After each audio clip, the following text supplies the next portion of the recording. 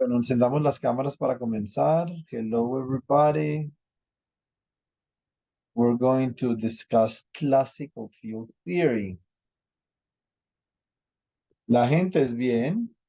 Pues acá la gente es muy pato, como en todo el eje cafetero, ¿cierto? El eje cafetero, Antioquia, pues no es sino usted ver, por ejemplo, a Melissa haciendo el stick a los profesores. Pero, pero, sí, acá la gente es así. Armenia, Pereira, eh, Manizales, Antioquia. Chévere. Gente chévere. A ver, entonces, Classical Field Theory. Les dije que íbamos a repasar, pero les voy a hacer un repaso más bien como generoso. Este tema, digamos que a mí en este momento no me gusta clasificar mucho los seminarios que nosotros hacemos por temas, por una razón. Porque las asignaturas o el modelo actual de las asignaturas donde hay una subdivisión temática, ese modelo, o sea, ese modelo está por desaparecer, pues, ¿cierto? Yo a ese modelo no le doy más de 5 años. Pero igual, si uno pensara, bueno, ¿y yo dónde aprendo Classical Field Theory? Bueno, por ejemplo, en la Universidad de Antioquia se ve en Mecánica Clásica 1, ¿cierto? En la Universidad de Pamplona, en teoría, se debería de ver en Mecánica Clásica 2, en teoría. No creo que se alcance a ver, ¿cierto? También en la Universidad de Pamplona, por ejemplo, se podría ver en el curso de teoría electromagnética. Cuando uno ve relatividad, yo en el curso de teoría electromagnética de electrodinámica doy relatividad, ¿cierto? Entonces, digamos, originalmente el Classical Field Theory se motiva motivation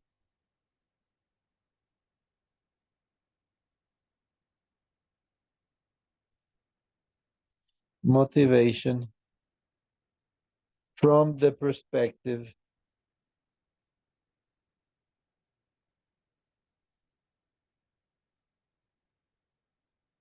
of a crystal. Desde una perspectiva de un cristal.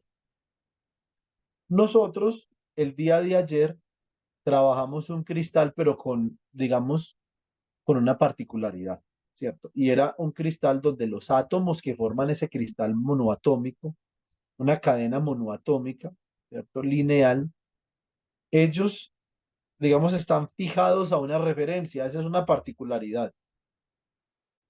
Eh,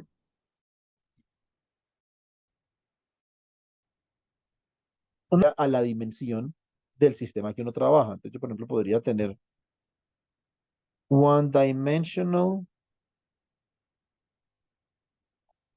systems. En un sistema en una dimensión, por ejemplo,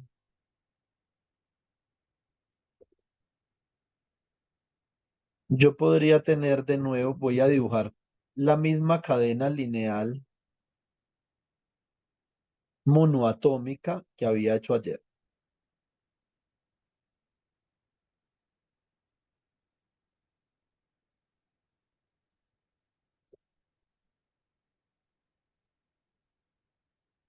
¿cierto? Más sin embargo, para el caso de hoy, no la voy a considerar fijada a una referencia, que es lo que el día de ayer nosotros llamamos la masa del campo.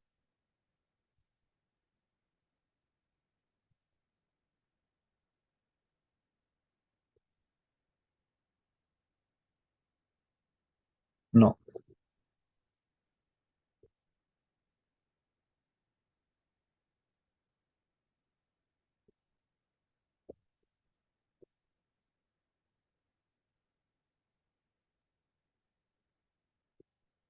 simplemente una cadena lineal monoatómica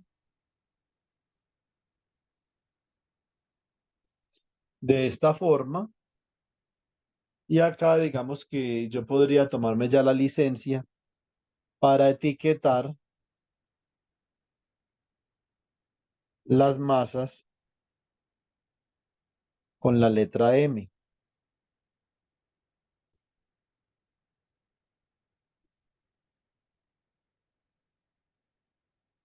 Listo. Estas masas estarían acopladas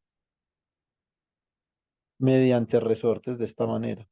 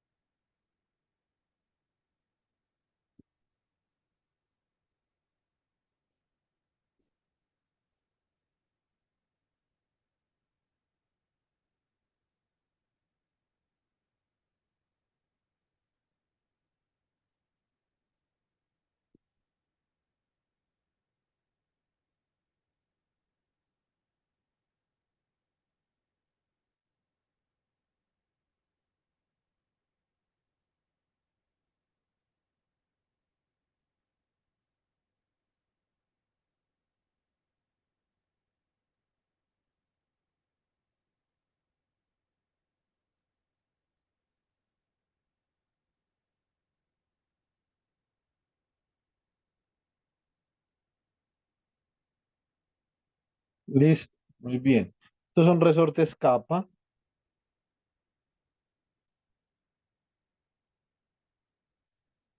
Esto sería, por ejemplo, un sistema o un cristal en una dimensión. ¿Cómo sería, por ejemplo, un cristal en dos dimensiones? Entonces, two-dimensional crystals.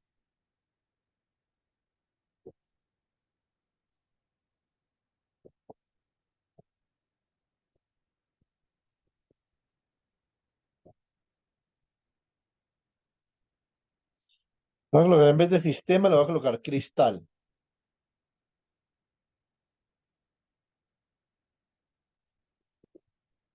Listo.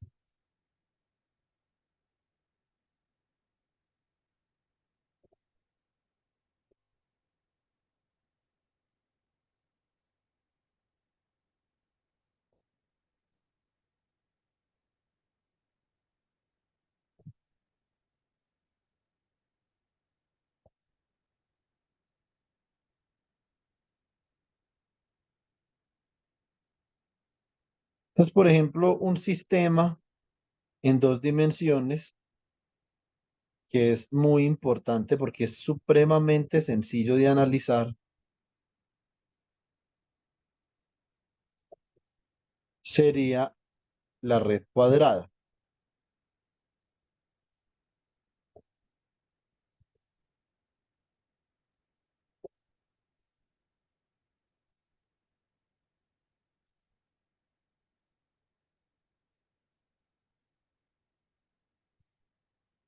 Es una disposición cuadrada de átomos,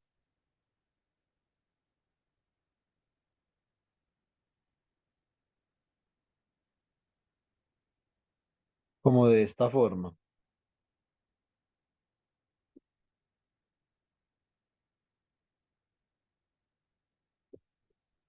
Y esto daría como resultado, como ustedes se podrán imaginar, una teoría de campo en dos dimensiones. Ahora, esta vaina con resorte, eso no lo acopla ni Mandrake, pues.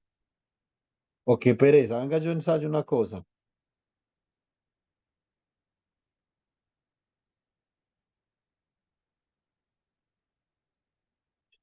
Vamos a ver si podemos copiar este resorte.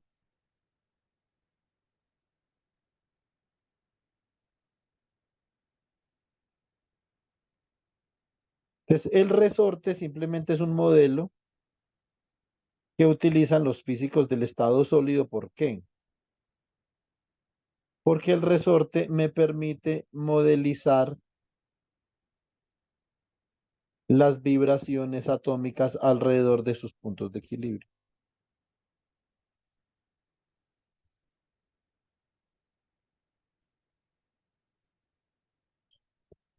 ¿Cómo quedó esa vaina ahí?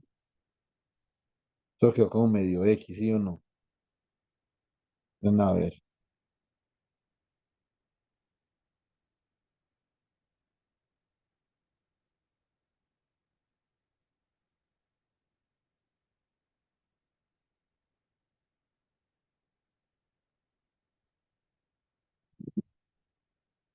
Ah, yo reviso una cosa. Voy a hacer algo por acá.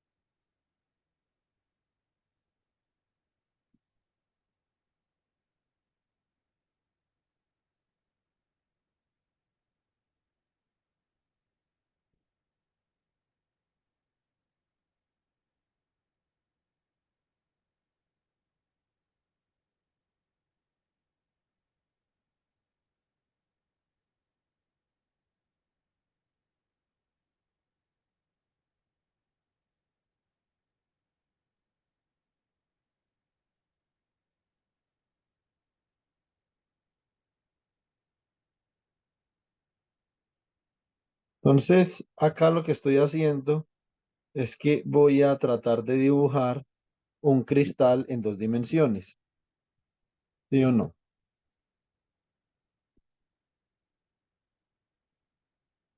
Esto sería mi cristal en dos dimensiones.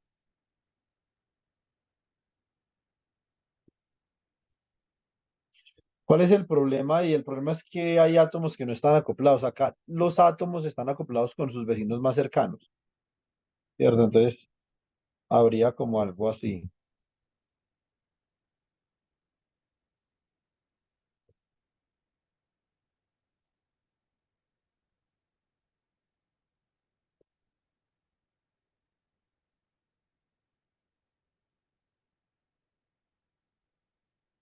Este tipo de problemas es de alguna forma relativamente difícil de describir con una teoría clásica de campo. Ustedes se imaginarán acá, digamos que hay que tener en cuenta algunos factores que son bastante difíciles. Uno puede comenzar con un átomo, como yo les voy a mostrar.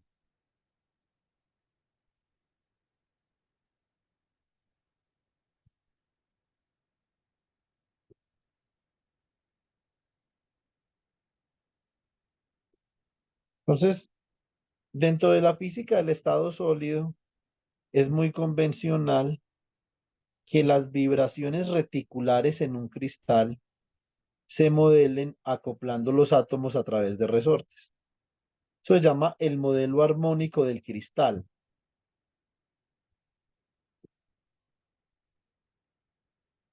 Y digamos que el primer intento de evaluar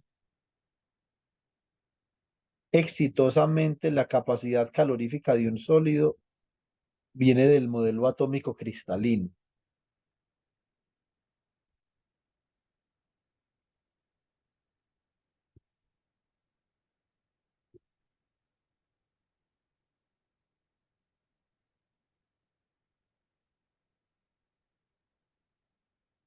Listo, bueno, muy bien. Entonces, este cristal que yo tengo acá daría como resultado una teoría de campo en dos dimensiones. Ustedes saben quién hace esta vaina en tres dimensiones, con todo respeto. Entonces, eh, muy bien. Esto no es lo único en dos dimensiones, o sea, en dos dimensiones ya hay una geometría, depende mucho de la geometría. Yo, por ejemplo, podría hacer el grafeno, graphene.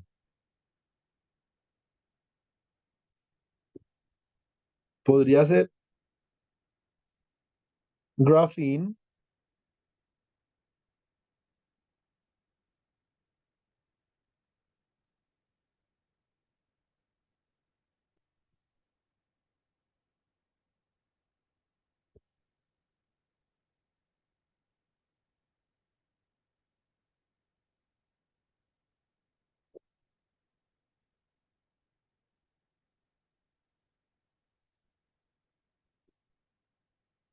¿cierto? Entonces, yo tengo estos dos átomos acá.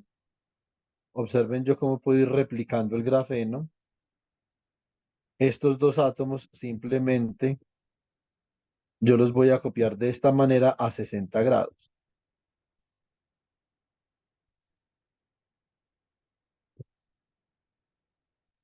¿Sí ven? Acá los vuelvo a copiar. Esos dos átomos aparentemente son la unidad que se está repitiendo, ¿cierto? Eso se llama la celda unidad.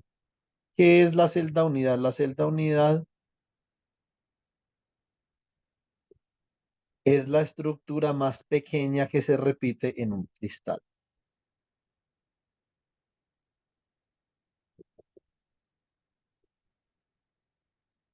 Esperen un segundo.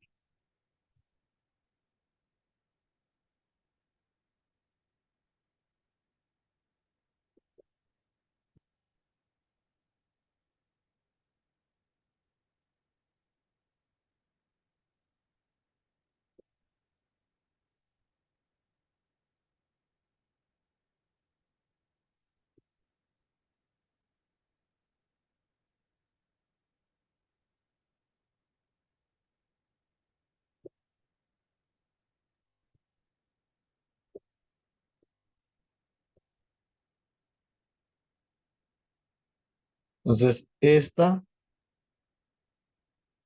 yo aquí podría considerar que este cristal también va a dar como resultado una teoría de campo en dos dimensiones. Si yo repito periódicamente esta configuración de acá.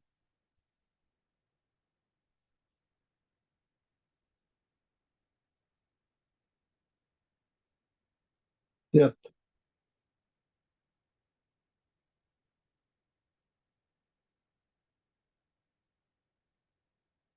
A ver. Acá pues me quedaría un poquito más difícil hacer los resortes, ¿cierto?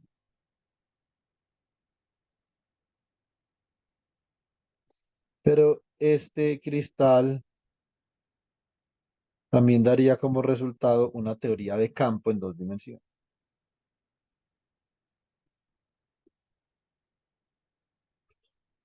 Listo.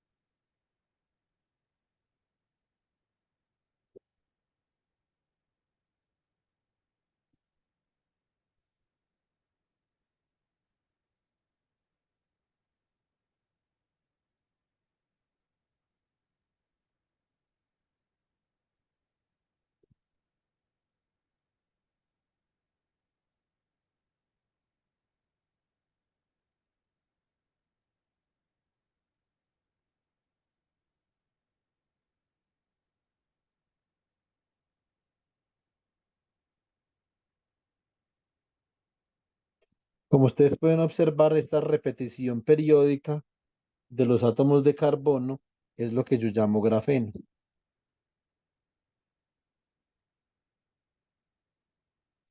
Es un material en dos dimensiones. Es un material que es muy fascinante, sobre todo por las propiedades de simetría que exhibe.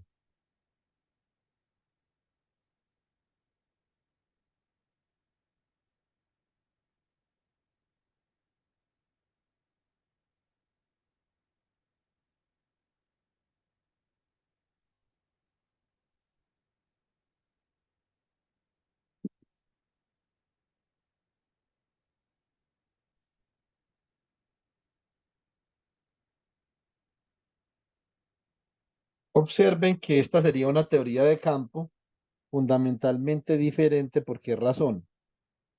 Bueno, por la geometría. La geometría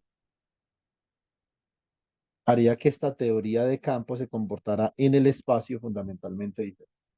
Esto sería también una teoría de campo en dos dimensiones. Hay teorías de campo en tres dimensiones y esas se las dejo para que la imaginen.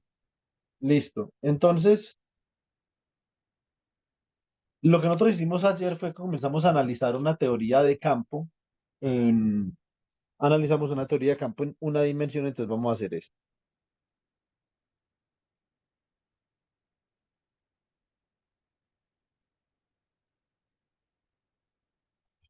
Vamos a copiar acá.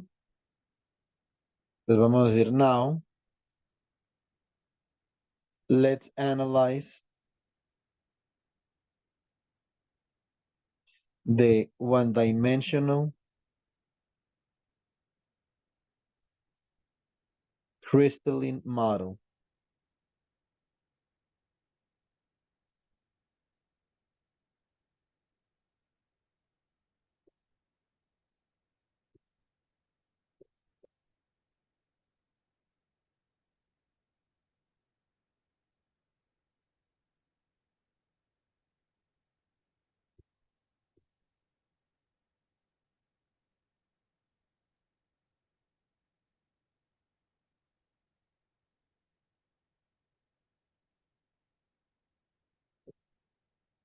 Este simplemente es el modelo que tenemos nosotros.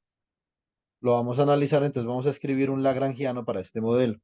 Entonces tenemos que el lagrangiano que va a depender de QM y de QM punto, listo.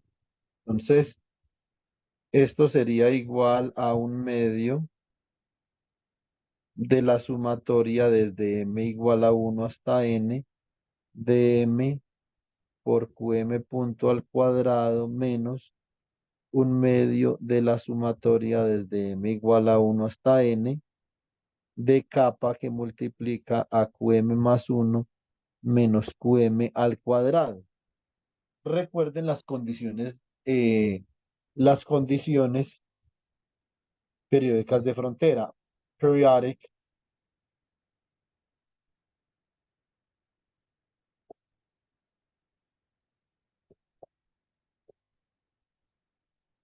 boundary conditions. Listo, entonces, regálame un segundo, me tomo un vasito de agua. No me demoro. Periódicas que nosotros habíamos derivado son las siguientes. Entonces habíamos dicho que Q sub 0, esto era igual a Q sub n, y que Q sub n más 1 era igual a Q sub 1. Esto fue lo que acordamos, ¿cierto?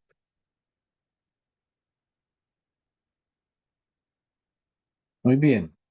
Entonces, dadas esas condiciones de frontera periódicas, yo puedo hallar un conjunto de n ecuaciones de movimiento. Let's now define a set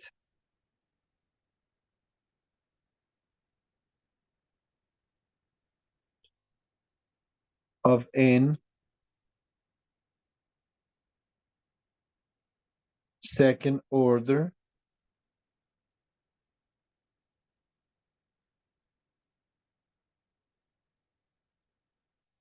equations of motion.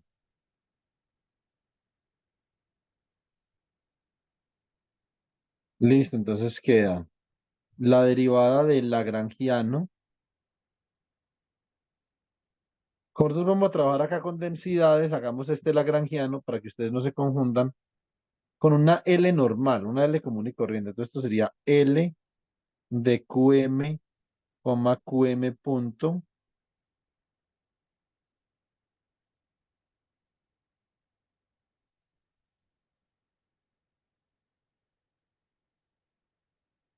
menos la derivada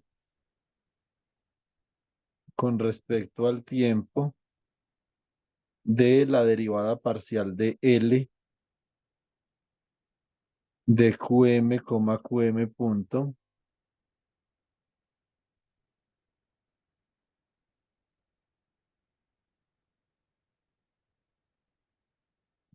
igual a cero. Listo, muy bien. Entonces necesitamos la derivada del lagrangiano. Entonces derivada parcial de L que depende de QM y de QM punto con respecto a QM, esta es fácil, como la vimos ayer, entonces esto sería la derivada interna de QM acá, menos realmente, para que no nos vayamos a complicar acá la vida innecesariamente, hagamos esto como ayer con respecto a QJ. Listo.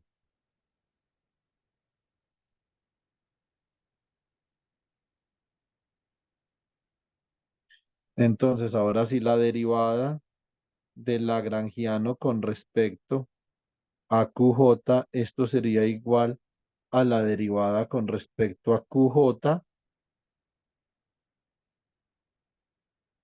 ¿De quién? De menos un medio de capa que multiplica a QJ más uno menos QJ al cuadrado. Esto es cuando M es igual a J menos un medio. Ahora cuando M es igual a J menos uno, esto quedaría acá menos un medio de capa que multiplica a QJ menos QJ menos uno todo al cuadrado. ¿Sí o no? Entonces acá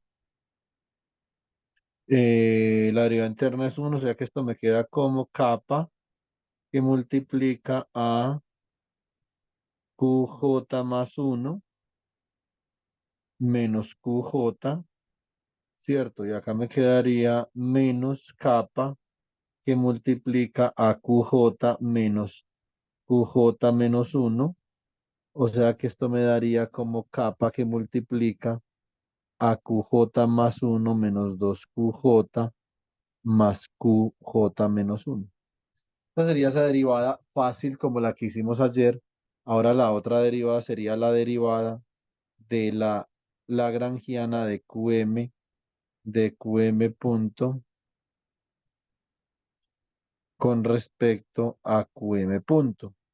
Esto no es otra cosa. Ay, yo dele con el M.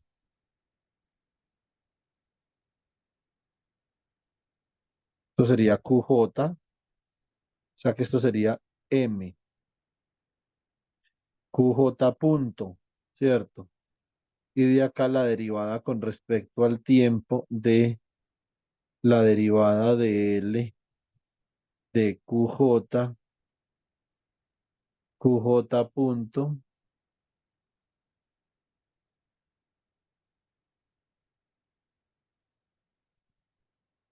Entonces, esto sería igual a M QJ dos puntos, ¿cierto? Entonces, ¿cómo queda la ecuación? Therefore, recuerden que lo que nosotros originalmente nos queríamos preguntar, chicos, era si existía una densidad lagrangiana. Bien, ¿será que existe una densidad lagrangiana de forma tal que nosotros podamos obtener estas mismas ecuaciones de movimiento? Eso es lo que necesitamos ver, ¿cierto? Entonces acá me quedaría capa que multiplica a QM más uno menos 2QM más QM menos uno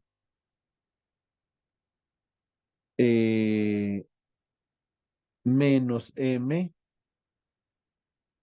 QM dos puntos, ¿cierto? Igual a cero. De acá entonces yo obtengo mi conjunto de ecuaciones diferenciales de segundo orden como QM dos puntos igual a capa sobre M, ¿cierto? Que multiplica a QM más uno menos 2QM más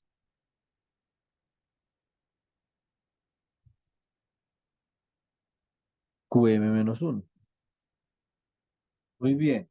¿Cómo queda esta vuelta? Entonces, si yo tomo acá el límite, entonces voy a hacer esto, límite cuando n tiende a infinito y obviamente por consiguiente cuando delta x tiende a cero de qm dos puntos Esto sería la segunda derivada de q de xt con respecto a t.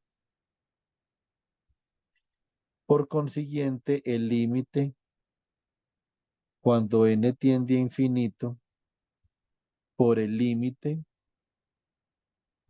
cuando delta x tiende a cero de k sobre m de qm más 1 menos 2qm más qm menos 1, esto me va a dar k sobre m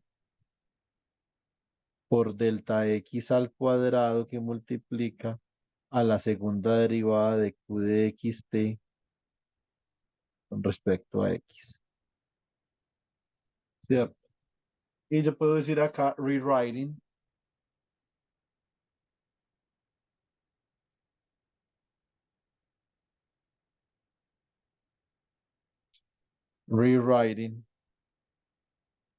the previous equation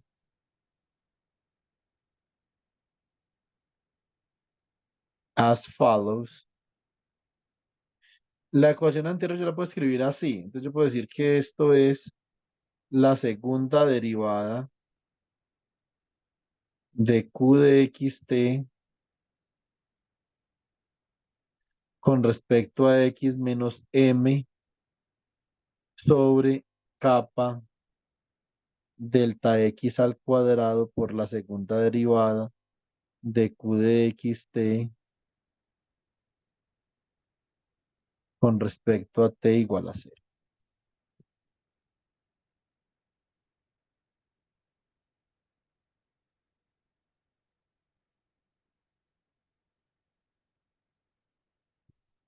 Esa es la ecuación de movimiento y ustedes saben, esto es una ecuación de onda. Una ecuación de onda cuando este término de acá vale 1 sobre la velocidad de propagación al cuadrado. ¿Sí o no? Muy bien. ¿Cómo hacemos nosotros para averiguar si existe una teoría clásica de campo, clásica, y teoría de campo, cuyas ecuaciones de movimiento nos den esto? Bueno, entonces, primero que todo, esta es lo que yo les voy a mostrar ahora es, vamos a mirar que existen unas ecuaciones existe un formalismo de Euler-Lagrange para los campos, no solamente para las partículas, sino para los campos. Entonces, yo, por ejemplo, podría decidir hacer lo siguiente. A ver, voy a pensar un poco en algo. En el límite continuo, a ver,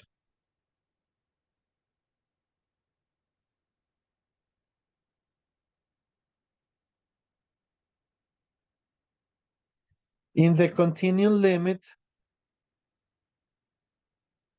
we can write, en el límite continuo, entonces yo voy a hacer lo siguiente. Voy a decir que L, voy a utilizar unas variables phi m y phi m punto. Esto sería la suma desde m igual a 1 hasta n de un medio de m por phi sub m punto al cuadrado, ¿cierto? Esto sería lo primero. Y después entonces acá me va a quedar menos la sumatoria desde m igual a 1 hasta n de un medio de capa que multiplica a phi m más 1 menos phi m todo al cuadrado. Phi m, ¿cómo lo estoy tomando yo ahí? ¿Cierto? Entonces yo simplemente phi m es el desplazamiento de una masa y phi m más 1 de la masa hacia la derecha, que sería su vecino más cercano. Hablemos de vecinos más cercanos un momentico acá. Por ejemplo, si yo considero esta masa de acá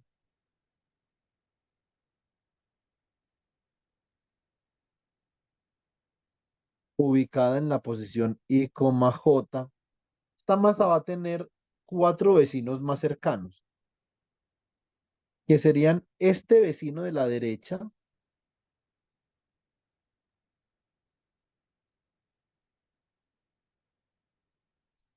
Este vecino de la derecha, este vecino de la izquierda, este vecino de la parte superior y este vecino de la parte inferior. Sería I más 1, J. Este en la posición I menos 1, J. Este de acá en la posición I, J más 1. Y este de acá en la posición I, J menos 1. Tiene cuatro vecinos más cercanos, ¿cierto? Los vecinos más cercanos no necesariamente tienen que gobernar la dinámica. Eso es dependiendo de cómo escoja uno el potencial. Ustedes pueden escoger el potencial con los segundos vecinos más cercanos, los terceros, los cuartos, y eso depende del rango de interacción del cristal, ¿sí o no? ¿Uno cómo hace para saber cuál es el rango de interacción de un cristal? Pues uno compara los resultados teóricos con algún experimento. Entonces, muy bien, entonces acá lo que yo voy a hacer es esto. Esta es la suma desde m igual a 1 hasta n. Acá voy a colocar delta x factorizo. Esto me queda un medio de m sobre delta x para que se me conserve ese delta x por phi m punto al cuadrado, ¿cierto? Menos un medio. Aquí no hay delta x, o sea, acá tendría, en este caso,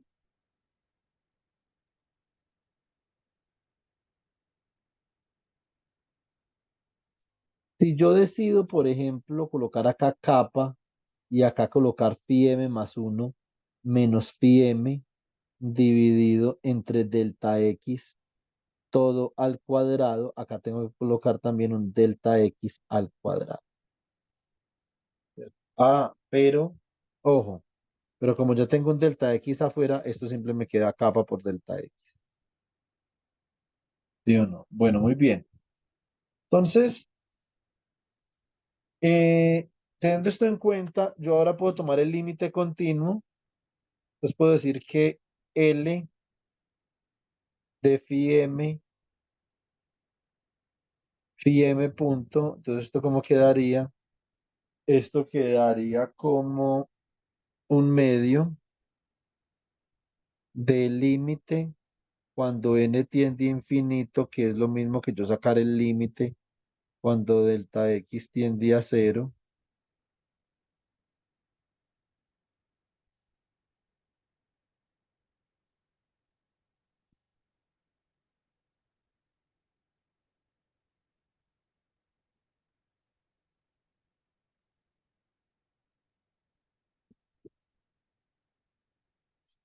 Y acá entonces me quedaría m sobre delta x, lo voy a definir, bueno, esta sí es una clásica, es la densidad de masa.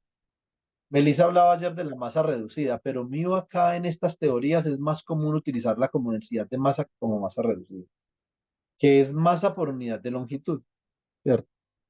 Entonces esto me quedaría acá como mu por phi m punto al cuadrado, ¿cierto? Menos capa por delta x, esto lo voy a llamar yo y, que es el módulo de Young. Y esto de acá, entonces lo voy a dejar así.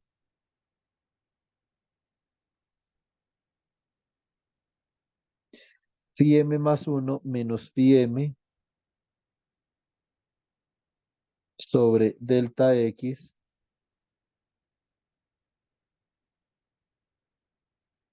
al cuadrado. Cuando yo tomo el límite continuo, como tengo factorizado ese delta x, esto se me convierte en una integral. Esto sería un medio de la integral sobre dx de mu, ¿cierto? Por la derivada parcial de phi de x, t con respecto al tiempo, al cuadrado menos y por la derivada parcial de phi de x, t con respecto a x al cuadrado. Y entonces, esto que hay acá es como yo les había especificado el día de ayer.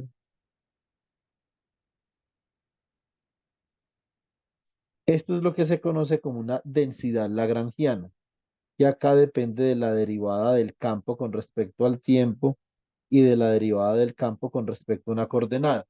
Esto va a ser muy importante porque resulta que la teoría de campo tiene algo que todavía no hemos discutido, ¿cierto? Yo les dije ayer que no lo habíamos discutido por digamos, una falta de tiempo, pero la teoría de campo fundamentalmente es un tratamiento unificado en el espacio-tiempo, ¿cierto?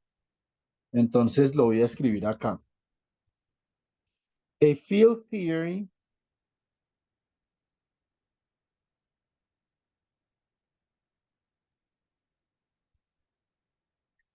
is a unified treatment in space-time. Voy a ir por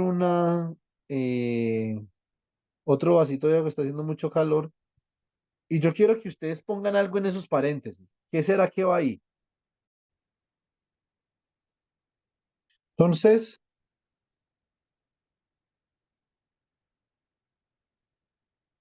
Melissa está mirando como consternada la pantalla. Eso es por no haber puesto cuidado en mecánica 1. Esta es una pregunta fácil para un físico. Cuando yo estoy hablando de un tratamiento unificado en el espacio-tiempo, estoy haciendo referencia a qué. A ver, esta es fácil. Es invariante bajo transformación de Lorentz. Exactamente. Lorentz invariance. Muy bien, Melissa. ¿Sabe que eso significa que usted escucha dormida? Mejor dicho, tesa, oiga, tesa. Le está haciendo competencia aquí en Pedro, que también escucha dormido. Sí, a Cristian. Sí, Cristian también escucha dormido. Una vez se durmió en mecánica cuántica y me iba diciendo, es que profesor, yo le escuché y me había escuchado. ¿Y te acordás, Pedro? Uy, qué susto. Entonces, una teoría de campo, yo estoy hablando de una teoría cuántica de campo, una teoría de campo es un tratamiento unificado en el espacio-tiempo. Eso significa que de alguna forma esto que yo acabo de hacer acá lo podría unificar en el espacio-tiempo, ¿cierto? Con la derivada covariante. Bueno, entonces vamos a mirar una cosita. Eh, si yo tuviera algo un poco más general, entonces, in 3 + 1 dimensions, we can write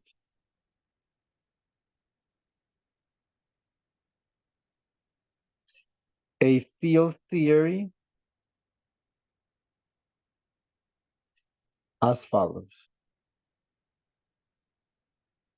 En el 3 + 1 dimensión, yo podría decir que esto es L del campo phi punto gradiente de phi, porque acá ya no está la derivada con respecto a la coordenada, sino el gradiente. Esto sería entonces, esta es la densidad lagrangiana ya, ¿cierto? Sería un medio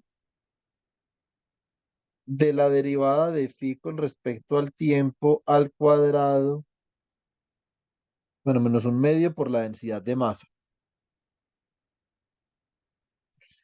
menos un medio por y que multiplica a la magnitud del gradiente de phi al cuadrado. Ustedes recuerden que esto es un escalar, ¿sí o no? Entonces, muy bien. Eh, entonces, in general,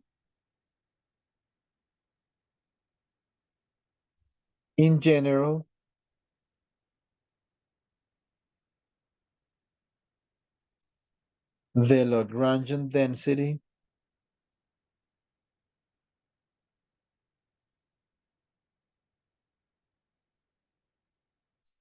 depends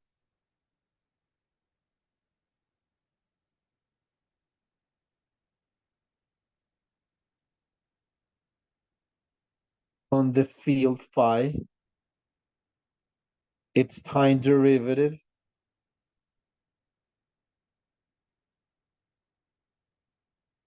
and its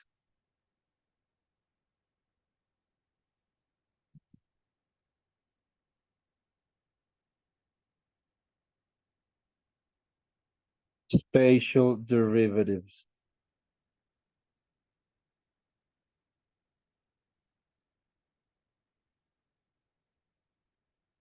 Muy bien.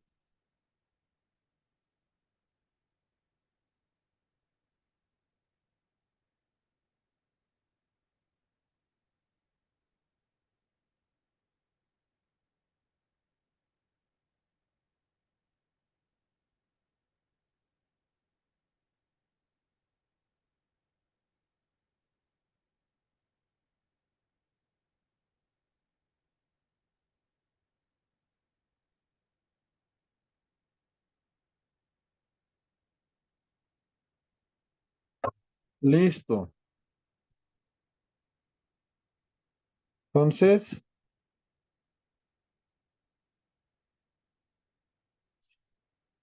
en general yo podría escribir lo siguiente. Yo voy a escribir una acción S que es un funcional de la densidad Lagrange. Bueno, a ver, para comenzar, sí, la acción es un funcional de la densidad lagrangiana por esta razón.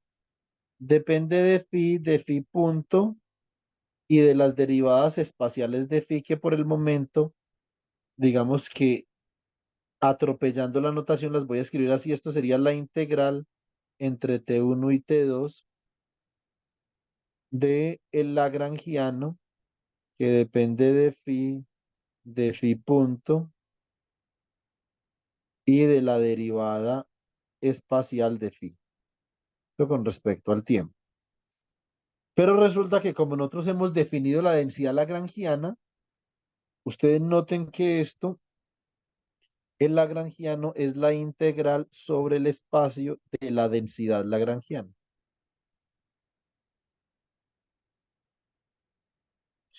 Eso fue lo que nosotros definimos. Por lo tanto, yo puedo reescribir este término de acá y decir que esto es la integral entre T1 y T2 de L, perdón, bueno, con respecto al tiempo, y esto sería la integral, ahora ya ahí sí, digamos, depende de cómo lo haga uno. Si estamos en tres dimensiones, esto sería D3R de la densidad lagrangiana de phi punto y de sub mu phi. Bueno, ¿qué significa? Vamos a pensar una cosa. ¿Qué significa la unificación del espacio-tiempo?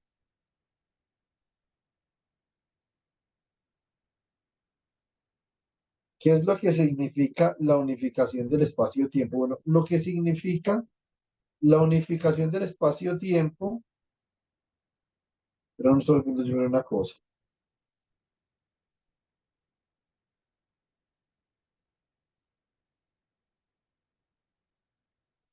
Es que la derivada espacial y la derivada temporal van a ser tratadas con el mismo rasero, ¿cierto? Entonces eso es un aspecto no menor que nosotros tenemos que considerar acá.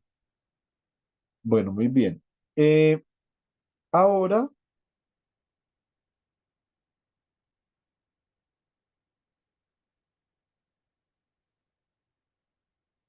bueno, nosotros también podemos decir como el campo es una función, nosotros podríamos decir que la acción es un funcional del campo también.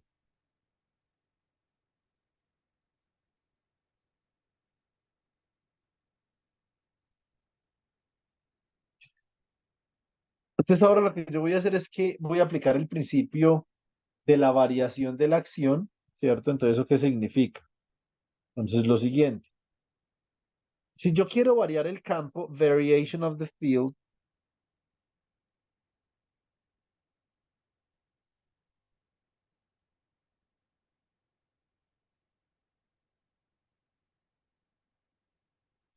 entonces sería así, sería el campo phi más la variación de phi.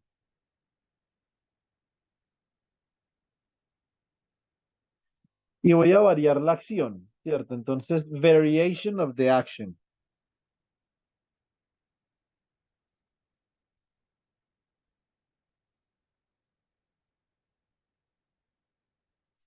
La variación de jovencitos y jovencitas, entonces sería de esta manera.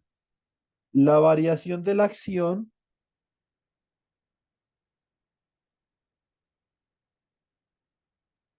sería igual a la acción evaluada en phi más la variación de phi menos la acción evaluada en phi. Y lo que nosotros queremos imponer es que esto sea cero. ¿Cierto?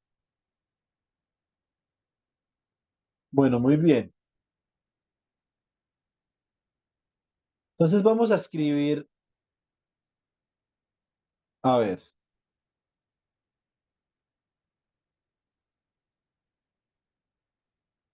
hagamos esto en una más una dimensiones, extremicemos en una más una dimensiones y verifiquemos que de alguna forma vamos a obtener las ecuaciones de Euler-Lagrange en una más una dimensiones y después extrapolamos a una más tres dimensiones. Listo, entonces vamos a comenzar.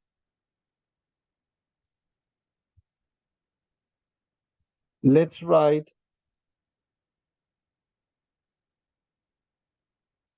the variation of the action as follows.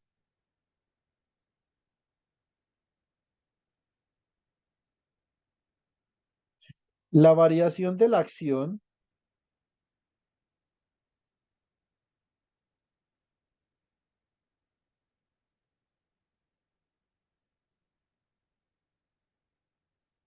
sería la integral entre T1 y T2, diferencial de T, la integral sobre D3R, ¿cierto?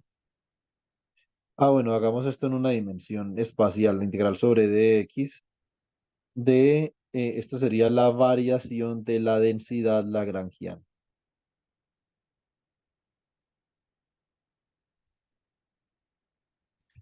¿Y esto cómo queda? Entonces esto es la integral sobre T1 a T2 de dt, integral de 0 a L sobre dx, y acá entonces me va a quedar la derivada parcial de L con respecto a phi por la variación de phi más la derivada parcial de L con respecto a d sub t phi por la derivada con respecto al tiempo de la variación de phi más la derivada de L eh,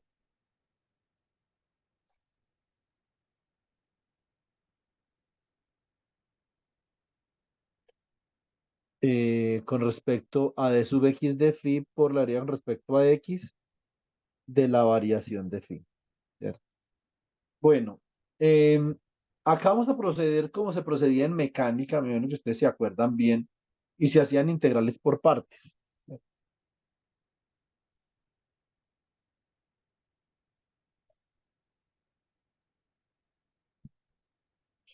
Entonces acá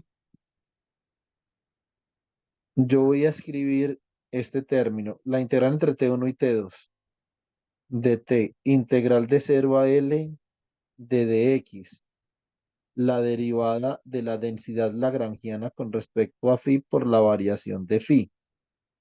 Este otro término lo voy a escribir en amarillo. Entonces, vale, cuidado, voy a escribir esto como la integral de 0 a L de x, la integral entre T1 y T2 de dt. Esto sería la derivada de L con respecto a d sub t phi derivada con respecto a t de la variación de phi. Y el último término entonces sería la integral entre T1 y T2 de T integral de 0 a L de dx. Y esto sería la derivada parcial de la densidad lagrangiana con respecto a d sub x phi por la derivada con respecto a x de la variación de phi. Nos quedan tres términos y voy a tratar dos de esos términos con integración por partes. Listo. Bueno, entonces yo puedo aplicar acá este dt, yo lo puedo incluir por acá como un diferencial de v. Esto sería u.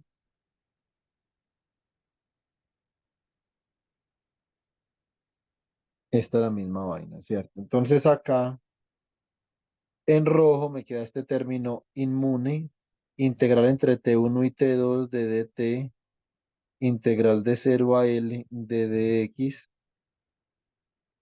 dl de phi, variación de phi. Listo, muy bien. Entonces, acá me va a quedar en amarillo, voy a escribir en amarillo, póngame atención, más la integral de 0 a L de dx, lo que yo estoy integrando acá es por partes, me queda u por b, o sea que me queda la derivada de L con respecto a d sub t phi por la variación de phi entre quién, entre t1 y t2, y recuerden que la variación del campo, bueno, estamos haciendo algo análogo a lo que nosotros hacíamos en el cálculo de variaciones para partículas, la variación de la posición de la partícula en los extremos del tiempo, en los extremos del espacio es cero, ¿cierto? Bueno, muy bien, entonces acá también. Sigo en amarillo, menos la integral de 0 a L sobre dx, la integral entre t1 y t2 de dt, de la derivada con respecto a t, de la derivada de la densidad lagrangiana con respecto a d sub t phi por la variación del campo, ¿cierto? Esta es la segunda integral que sale de la integral por partes. Ahora voy con el término en verde. Listo, muy bien. Entonces, ayude una cosa.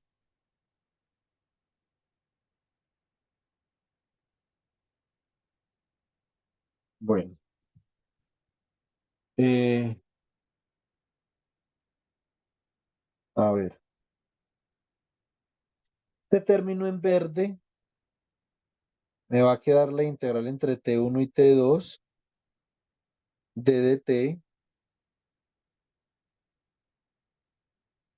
Y si yo hago la integral de 0, ¿vale? Entonces esto me va a quedar así. Me va a quedar como la derivada de la densidad lagrangiana con respecto a d sub x phi por la derivada con respecto a x, ¿cierto? Menos, bueno, evaluado entre quién y quién, evaluado entre 0 y L en los extremos, menos la integral entre t1 y t2 de dt, integral entre 0 y L de dx, de la derivada con respecto a x, de dl de d sub x phi. ¿Cierto? Muy bien, entonces ahora yo puedo reunir todas estas integrales. Por favor, recuerden que esta integral de acá también da cero. Yo puedo reunir todas estas integrales que tengo acá, ¿cierto? Y si yo reúno todas esas integrales que tengo ahí, entonces va a resultar lo siguiente. Las voy a reunir en azulito. Esto sería la integral entre t1 y t2 d de t, la integral entre 0 y L de dx. Esto me va a quedar, voy a factorizar la variación de el campo. Listo. Acá factorizo la variación del campo y esto me va a quedar la derivada de la densidad lagrangiana con respecto al campo, menos la derivada con respecto al tiempo de la derivada de la densidad lagrangiana con respecto a d sub t phi, menos la derivada con respecto a x de la derivada de la densidad lagrangiana con respecto a d sub x phi. Como la variación debe ser cero, la variación de la acción es un principio.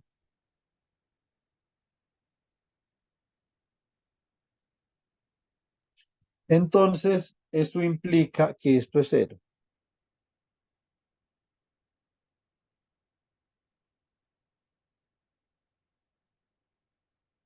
Listo.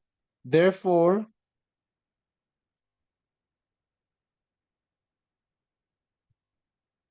we arrive at the Euler-Lagrange equation for fields.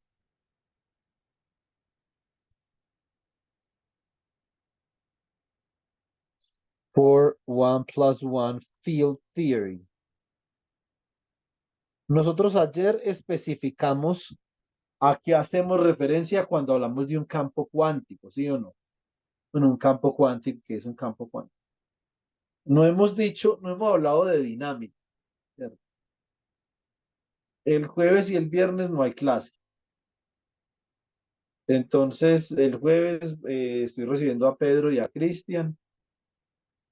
Y el viernes, pues no sé dónde vamos a estar, entonces más bien no me comprometo. Ya la otra semana miraremos. El lunes y el martes posiblemente tampoco, porque me los voy a llevar por allá con un retiro espiritual y no sé hasta qué horas vamos a estar, ¿cierto? Entonces, y también tengo que contar con la disponibilidad del cura, del chamán y de algún otro, uno que otro pastor por ahí, alguna iglesia evangélica que nos colabore, ahí recogiendo las moneditas para el bus, por si nos quedamos sin plata para el bus. Entonces, a los evangélicos que van este video les pido una disculpa por el chiste. Listo. Entonces, pero pues lastimosamente los pastores evangélicos se han vuelto célebres por, obviamente, ser unos muy buenos recaudadores. Entonces uno siempre cuando necesita recaudar, pues lo primero que se le viene a la mente es eso. Pero pues no tiene que ser así. Entonces una disculpa. Bueno, eh, mm, listo. Yo creo que de pronto el miércoles sería la próxima sesión. Ayer hablamos, ayer, ayer hablamos de, aquí hacíamos referencia con un campo cuántico, ¿sí o no? Hay una relación canónica de cuantización en un campo cuántico. Hoy estamos haciendo referencia más general a que es una teoría de campo. Una teoría de campo es una densidad lagrangiana que tiene un tratamiento unificado del espacio-tiempo, ¿cierto? O sea que una teoría de campo de alguna forma el lagrangiano contiene la invariancia de Lorentz, ¿cierto? De alguna forma o la tenemos que garantizar, no sé cómo, ¿cierto? Entonces, la ecuación de Euler-Lagrange para los campos, entonces yo la podría escribir así, la derivada de L de phi y las derivadas del campo menos la derivada con respecto al tiempo de la derivada de la densidad lagrangiana de phi como función de phi y de las derivadas del campo con respecto a d sub t phi menos la derivada con respecto a x de la derivada de la densidad lagrangiana de phi de D sub mu phi.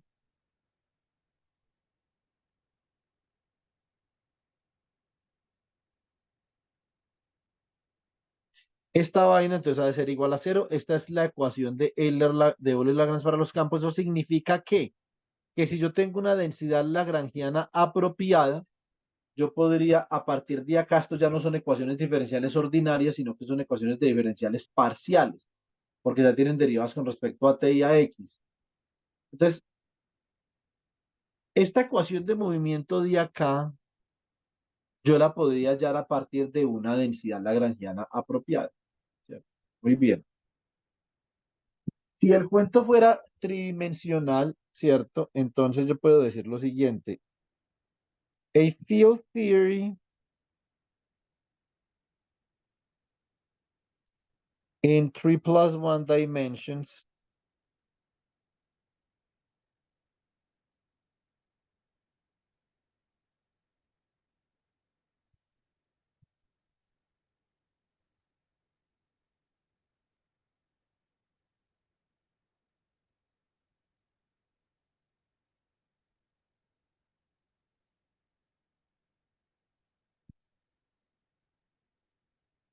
entonces aquí yo tengo la acción, que es un funcional del campo.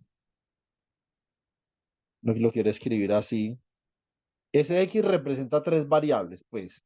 Aunque X debería representar las cuatro, estoy hablando en el esquema cuadrivectorial, ¿cierto? Entonces, esto sería la integral entre T1 y T2 de dt, la integral de 0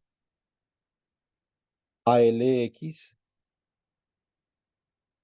Con respecto a X, la integral de 0 a Ly. Con respecto a Y, la integral de 0 a Lz con respecto a Z, ¿cierto? De la densidad lagrangiana que depende de phi, de d sub t phi, de d sub x phi, d sub y phi, d sub z phi.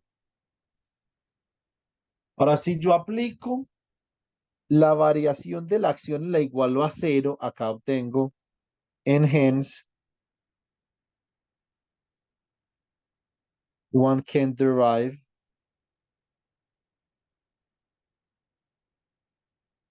the following restriction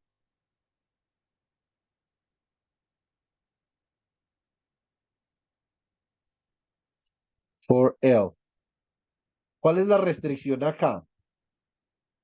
La restricción entonces vendría siendo que la derivada parcial de L con respecto a phi menos la derivada con respecto a t de la derivada de L con respecto a d sub t phi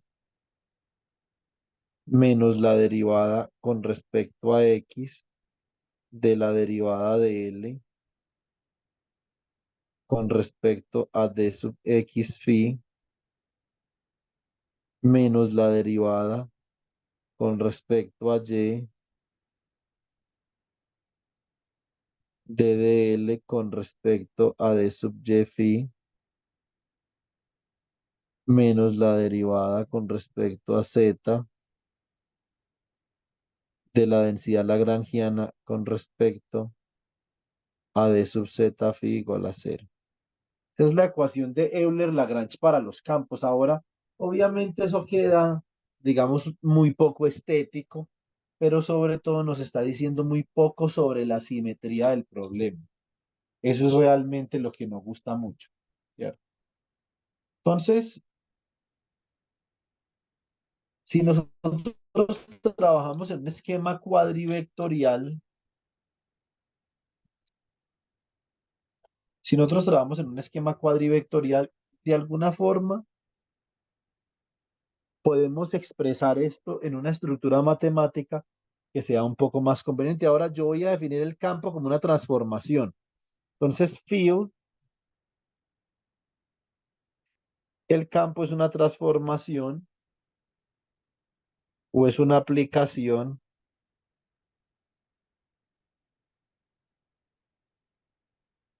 que va de R4 a R, ¿cierto? Entonces, resulta que nosotros en el esquema relativista, pues entonces podemos decir lo siguiente. Yo podría decir que tengo una derivada covariante que la puedo definir como la derivada temporal, coma, el gradiente. ¿Cierto? Entonces, esto como me queda acá, esto me va a quedar como dt, dx, dy, dz. Y esta otra derivada con este índice acá, esto sería dt por acá y menos gradiente. Por la métrica de la transformación de Lorentz, ¿cierto?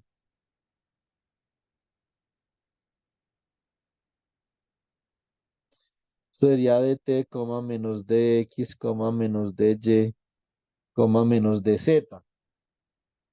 Resulta que hay una cosa muy particular y es que yo puedo escribir el operador de D'Alembert, lo podría escribir de una forma relativamente simple acá. Yo podría decir lo siguiente, yo podría decir que d sub mu, d super mu, si yo conservo la noción de producto punto, esta vaina simplemente me va a quedar como la segunda derivada con respecto al tiempo menos el laplaciano escalar, ¿cierto?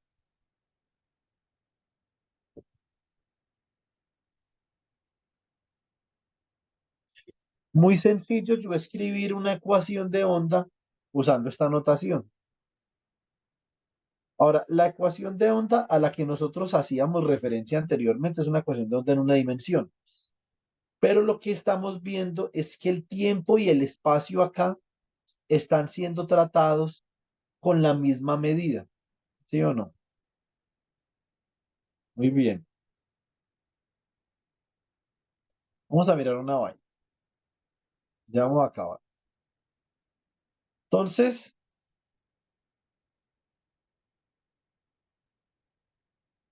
a ver, eh, debido a la métrica, la norma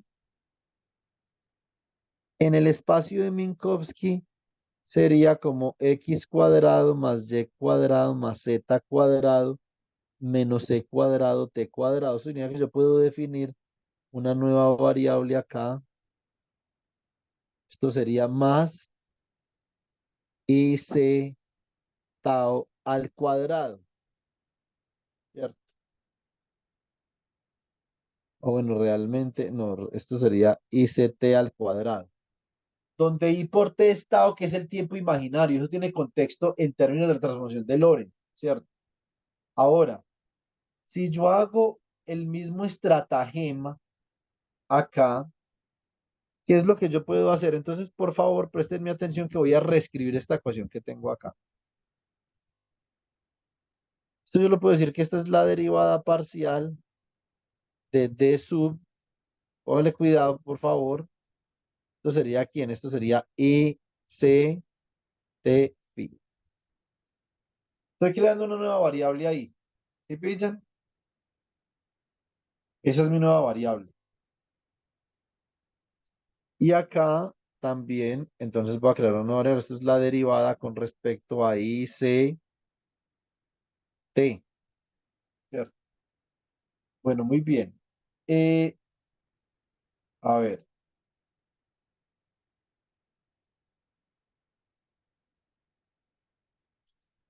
si yo hago ese cambio acá, realmente esta variable ICT de acá, para que esta métrica quede como una métrica euclidiana, esto yo lo podría definir como x0. Esta de acá como x1, esta de acá como x2, esta de acá como x3 y me va a quedar que la norma en el espacio de Minkowski es x1 cuadrado más x2 cuadrado más x3 cuadrado más x4 cuadrado. Entonces ya se ha convertido con esta rotación, es decir, con hacer I por t lo cambio a tau, ¿cierto? Y decir que c por tau es x4 porque c por tau, como tau es un tiempo propio, un tiempo imaginario propio. Entonces tau es que es una coordenada espacial, ¿cierto? Si yo hago esto acá, chicos, yo podría decir en esencia lo siguiente, que lo que yo tengo acá es una derivada con respecto a x0 de dl con respecto a d sub 1 phi, perdón, d sub 0, menos la derivada con respecto a x1 dl, esto sería d sub 1 phi, menos la derivada con respecto a x2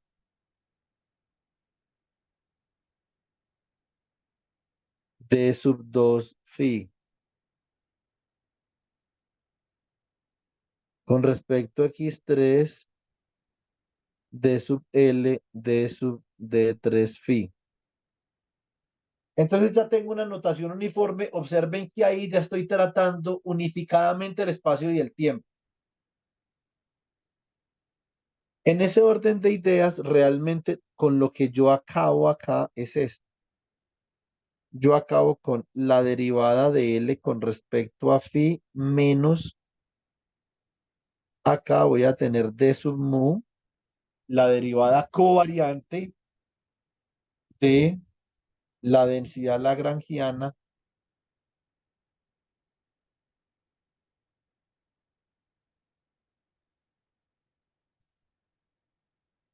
con respecto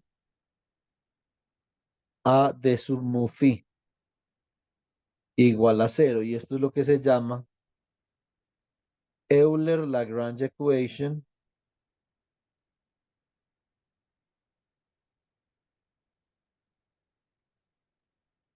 in covariant form.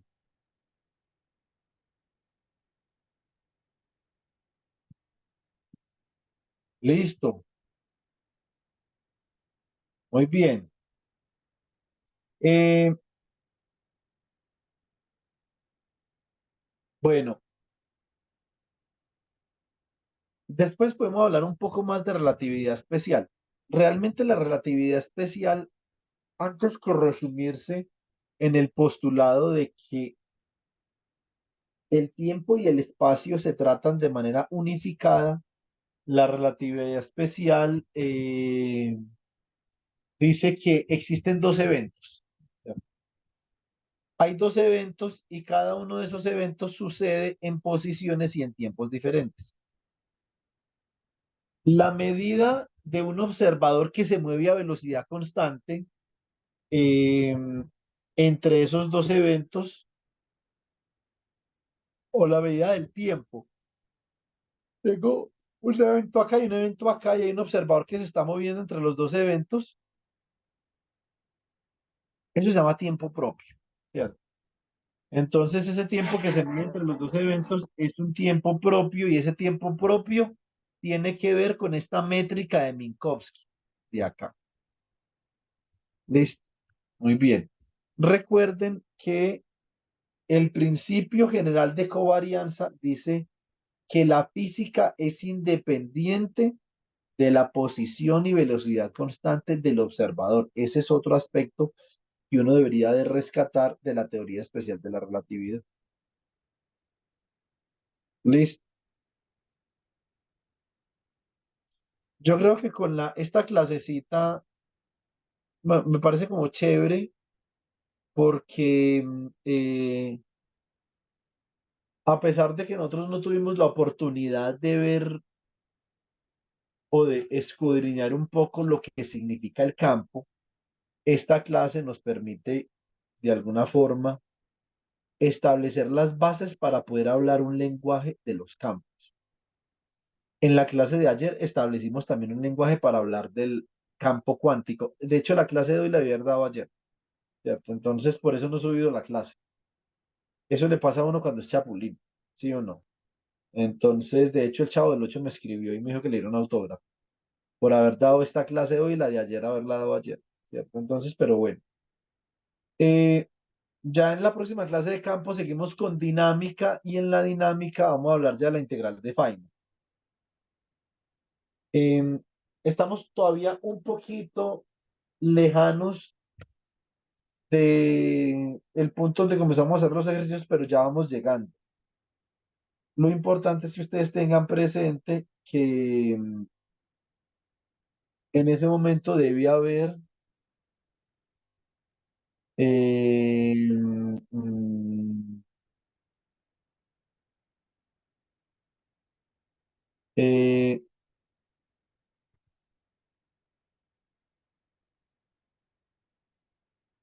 mucha independencia, ¿cierto? Lo que pasa, David, es que yo creo que de todas formas, porque por ejemplo, los libros que usa Blanca para teoría de campos no son libros de teoría de campos, son libros de otra cosa. Ella tiene una visión de la teoría de campos, a mí eso me parece como un poco extraño, pues, ¿cierto? A Ilson también, pero pues ella es una profesora con doctorado, entonces, si en algún momento se da la oportunidad, sería pues chévere que ella nos contara cómo es que ella entiende los campos. Ilson y yo lo entendemos de otra forma. Digamos que es que Ilson y yo manejamos la misma literatura, esencialmente por lo menos la misma literatura para fundamentación, ¿cierto? Entonces esto sería, recuerden que este es un seminario de sistemas cuánticos abiertos, no es un seminario de teoría cuántica de campo. Entonces, en esencia, lo que nosotros estamos buscando es desarrollar un conjunto de herramientas que nos permitan hacer qué, que nos permitan resolver sistemas cuánticos abiertos, ¿cierto? Usando teoría cuántica de campos, a temperatura finita, obviamente a temperatura finita. Y para pasar de acá a temperatura finita todavía hay una demora, ¿sí o no? Entonces, por eso antes de llegar allá, ustedes deben de comenzar a consolidar lo que hay. Listo, mucho computador, mucho Python vamos a hacer, bueno, etcétera. Entonces, y mm, un aspecto también importante, a ver qué era lo otro que yo iba a decir. Eh, sí, o sea, no podemos perder la mirada de que aquí estamos, vamos a utilizar la teoría cuántica de campo como una herramienta, solo como una herramienta. Obviamente hay que hacerlo de manera rigurosa, etcétera, ¿cierto? Pero sigue siendo una herramienta.